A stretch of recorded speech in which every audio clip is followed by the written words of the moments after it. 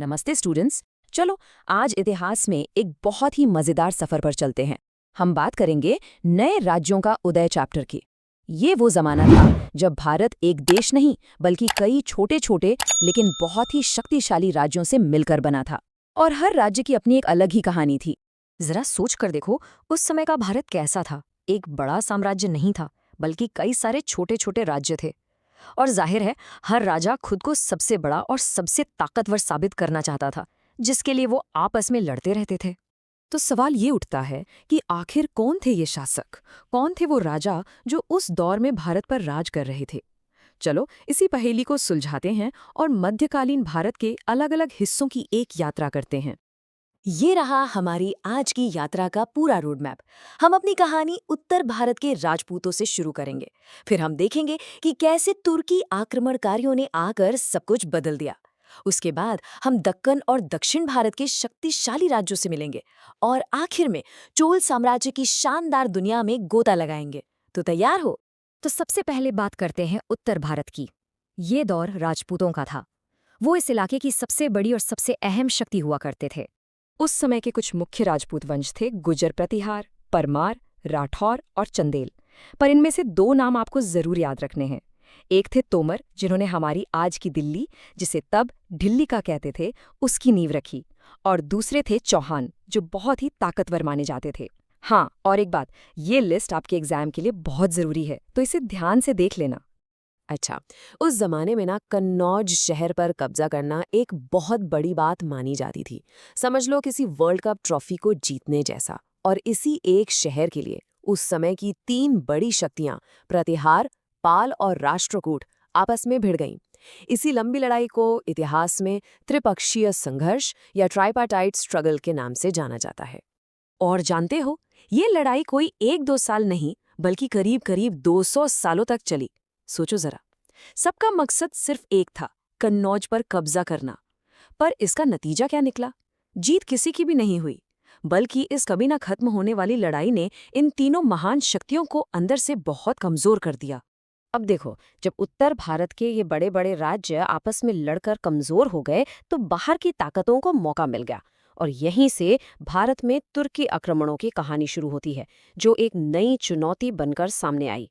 इसी मौके का सबसे पहले फायदा उठाया महमूद गजनी ने। उसने भारत पर 1 या 2 बार नहीं, बल्कि पूरे 17 बार हमला किया। उसका मकसद यहाँ पर राज करना नहीं था, बल्कि वो यहाँ के अमीर मंदिरों और शहरों को लूटना चाहता था। और सोमनाथ मंदिर पर उसका हमला और उसकी तबाही उसकी क्रूरता का सबसे बड़ा उदाहरण है। गजनी के बाद आया मोहम्मद घोरी, लेकिन उसका मकसद सिर्फ लूटना नहीं था, वो यहाँ शासन करना चाहता था। उसका सामना हुआ महान पृथ्वीराज चौहान से। 1191 में तराइन की पहली लड़ाई हुई, जिसमें पृथ्वीराज चौहान की जीत हुई। पर सिर्फ 1 साल बाद 1192 में तराइन की दूसरी लड़ाई में बाजी पूरी तरह पलट गई, और इसी एक हार ने भारत के इतिहास की दिशा ही बदल दी और दिल्ली सल्तनत की स्थापना का रास्ता खोल दिया। चलो अब उत्तर से थोड़ा नीचे भारत के बीच में चलते हैं, यानी दक्कन के पठार की तरफ, और देखते हैं कि उस समय वहां कौन कौन से शक्तिशाली राज्य थे। दक्कन में सबसे बड़ी शक्ति थे राष्ट्रकूट, जिनके संस्थापक थे दंतेदुर्ग। ये लोग सिर्फ महान योद्धा ही नहीं थे, बल्कि कला के भी बहुत बड़े संरक्षक थे।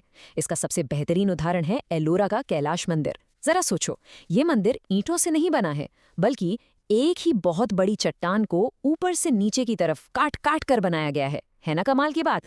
राष्ट्रकूटों के अलावा भी दक्कन में कई और महत्वपूर्ण राज्य थे, जैसे देवगिरी के यादव, कल्याणी के चालुक्य, वरंगल के काकतीय और कर्नाटक के होयसल। ये सब अपने अपने इलाकों में काफी ताकतवर थे, पर आखिरकार दिल्ली सल्तनत ने इन सभी राज्यों को अपने साम्राज्य में मिला लिया। अब हम अपनी यात्रा के आखिरी पड़ाव पर हैं, यानी भारत का सबसे दक्षिणी हिस्सा। यहाँ के राजा समुद्र और शानदार मंदिर बनाने में माहिर थे। यहाँ पर 2 प्रमुख वंश थे।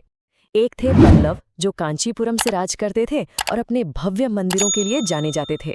दूसरे थे पांड्य, जिनकी राजधानी मदुरै थी, जो उस समय शिक्षा का एक बहुत बड़ा केंद्र हुआ करता था। इन दोनों ने ही एक शानदार विरासत छोड़ी। पर दक्षिण के सभी राजवंशों में एक नाम सबसे ऊपर आता है, चोल साम्राज्य। ये दक्षिण के सबसे महत्वपूर्ण और सबसे लंबे समय तक चलने वाले राजवंशों में से एक थे।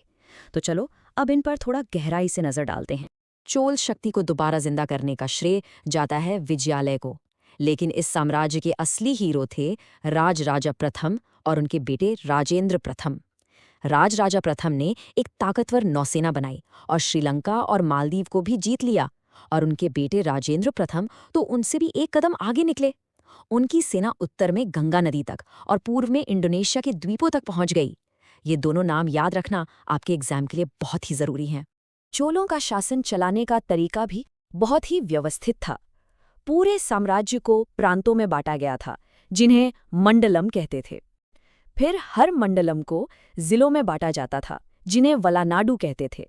ये बिल्कुल आज के जमाने के राज्य और जिलों जैसा ही सिस्टम था। चोल राजा सिर्फ लड़ाई में ही नहीं, बल्कि कला और वास्तुकला में भी माहिर थे। इसका सबसे बड़ा सबूत है तंजौर का शानदार बृहदेश्वर मंदिर। ये सिर्फ एक पूजा की जगह नहीं, बल्कि चोलों की शक्ति, उनके हुनर और उनकी इंजीनियरिंग का एक जीता जागता प्रमाण है। और सिर्फ मंदिर ही क्यों, चोलों के जमाने में बनी कांसे की मूर्तियां तो आज भी पूरी दुनिया में मशहूर हैं। खासकर नटराज यानी नृत्य करते हुए भगवान शिव की ये मूर्ति, ये चोल कला की एक पहचान बन चुकी है।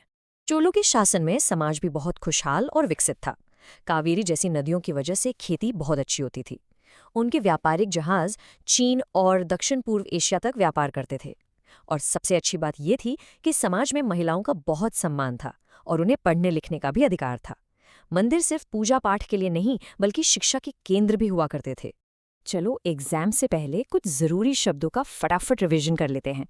पहला, त्रिपक्षीय संघर्ष, याद है ना? कन्नौज के लिए पाल, प्रतिहार और राष्ट्रकूटों के बीच की लड़ाई। दूसरा, मंडलम, चोल साम्राज्य का एक प्रांत। और तीसरा, गंगेकोंड, गंगा का विजेता। ये उपाधि राजेंद्र चोल ने अपनाई थी। तो इस पूरे चैप्टर का सार क्या है? यही कि उस दौर में भारत कई राजपूत, दक्कनी और दक्षिणी राज्यों में बटा हुआ था। उत्तर में कन्नौज के लिए हुए संघर्ष ने बड़ी शक्तियों को कमजोर कर दिया, जिससे तुर्की आक्रमणों का रास्ता साफ हो गया। दक्कन में राष्ट्रकूट एक बड़ी ताकत थे और दक्षिण में चोलों ने एक बहुत बड़ा और शक्तिशाली साम्राज्य बनाया। और अब जाने से पहले मैं आपके लिए एक सवाल छोड़कर जा रहा हूँ। जरा सोचिए, अगर उत्तर भारत के ये सभी ताकतवर राज्य आपस में लड़ने की जगह एक साथ मिलकर खड़े हो जाते, तो क्या इतिहास कुछ और होता? क्या वो बाहरी आक्रमणों को रोक पाते? इस सवाल पर जरूर सोचना। मिलते हैं अगले एक्सप्लेनर में।